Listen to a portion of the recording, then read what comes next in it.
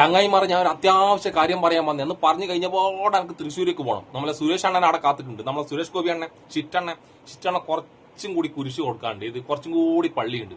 കുറച്ച് പള്ളിയിൽ മാത്രം വെള്ളി കുരിശ് കൊടുത്ത് ബാക്കി എല്ലാ പള്ളിയിലും നമ്മൾ മുക്കും കുറച്ച് മരക്കുരിശും കൊണ്ട് ഒപ്പിക്കേണ്ട അവരുടെ. കുറച്ചും കൂടി തൃശ്ശൂർ ബാക്കിയുണ്ട് പള്ളി, അതിനും കൂടി കൊടുത്തിട്ട് ഞാൻ നേരെ നിലമ്പൂരേക്ക് കൂടും. നിലമ്പൂർ എന്താ പരിപാടി എന്നല്ല, നമ്മളെ ജോർജ് അണ്ണല്ലേ BJP സ്ഥാനാർത്ഥി, ജോർജ് അണ്ണൻ പറയുന്നുണ്ട് ക്രിസ്ത്യാനികൾ ഒഴുക്കാണ് നിലമ്പൂരേക്ക് BJPയിലേക്ക്. ആ ഒഴുക്കിന് എന്തെങ്കിലും തടസ്സം ഉണ്ടെങ്കിൽ അതെല്ലാം ഒന്ന് വൃത്തിയാക്കി കൊടുക്കാൻ പറ്റുന്നുണ്ട്.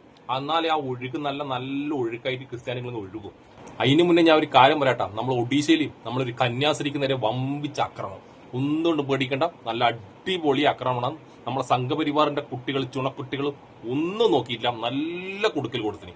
നമുക്ക് ആ വാർത്തയിലേക്ക് കടക്കാം. ഒഡീഷയിൽ നിന്ന് ഏറ്റവും ദൗർഭാഗ്യകരമായ ഒരു വാർത്ത വരികയാണ്. ഒരു കന്യാസ്ത്രീയെ ബജ്രംഗദൾ പ്രവർത്തകർ ട്രെയിനിൽ നിന്ന് പിടിച്ചിറക്കി ആക്രമിച്ചു എന്നുള്ളതാണ് വാർത്ത.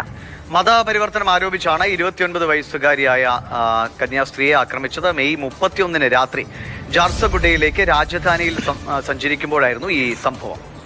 31 നടന്ന സംഭവം നമ്മളിവിടെ 3 ദിവസം കഴിഞ്ഞിട്ട് വിവരം എത്തി.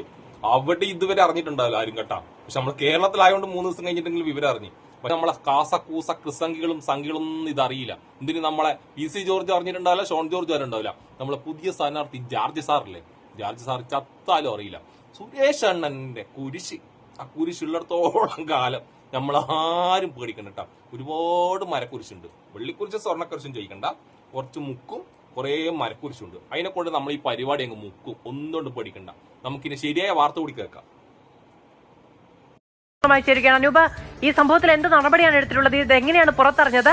ഗുരുതരമായ ആക്രമണത്തിന് വിധേയായോ ഈ കന്യാസ്ത്രീ? ഇവര് ട്രെയിനിൽ സഞ്ചരിക്കുമ്പോൾ ഏതാണ്ട് 4-5 മണിക്കൂർ നീണ്ട യാത്രയായിരുന്നു. ഇതിനിടയിലാണ് ബജ്രംഗ് ദൾ പ്രവർത്തകർ ഒരു കന്യാസ്ത്രീയെയും ഒപ്പം 4 പേരെയും കണ്ടത്. അപ്പോൾ ഇവർ കുട്ടിക്കടത്ത് നടത്തുകയാണ് എന്നും അതിന്റെ കൂടെ മതപരിവർത്തനം നടത്തുന്നു എന്നും ആരോപിച്ച് ബജ്രംഗ് ദൾ പ്രവർത്തകർ ഇവരെ ബലം പ്രയോഗിച്ച് ഖോർദ സ്റ്റേഷനിലേക്ക് പിടിച്ചിറക്കുകയായിരുന്നു. രാത്രി 11 മണിക്കാണ് ഇങ്ങനെ കുഴപ്പം പിടിച്ച ഇടപെടലുകൾ ഈ ബജ്രംഗ് ദളിന്റെ പ്രവർത്തകർ ചെയ്തത്. അതിനുശേഷം ഈ 5 ആളുകളെയും കന്യാസ്ത്രീയെയും ഒപ്പം ഉണ്ടായിരുന്ന 3 പെൺകുട്ടികളെയും കന്യാസ്ത്രീയുടെ ഇളയ സഹോദരൻ, പ്രായപൂർത്തിയാവാത്ത സഹോദരനെയും കൂടി അവിടുത്തെ റെയിൽവേ പോലീസിന്റെ ഓഫീസിലേക്ക് കൊണ്ടുപോയി അവിടെ വെച്ചിട്ട് ഞാൻ കന്യാസ്ത്രീയാണെന്നും കാലങ്ങളായി കത്തോലിക്ക സഭയുടെ വിശ്വാസിയാണെന്നും ബാക്കിയുള്ള ആളുകൾ അവരുടെ ID കാർഡുകളും ആധാർ കാർഡുകളും ഒക്കെ കാണിച്ചിട്ടും ഈ ബജ്രംഗ് ദൾ പ്രവർത്തകർ അവരെ വെറുതെ വിടാൻ തയ്യാറായില്ല.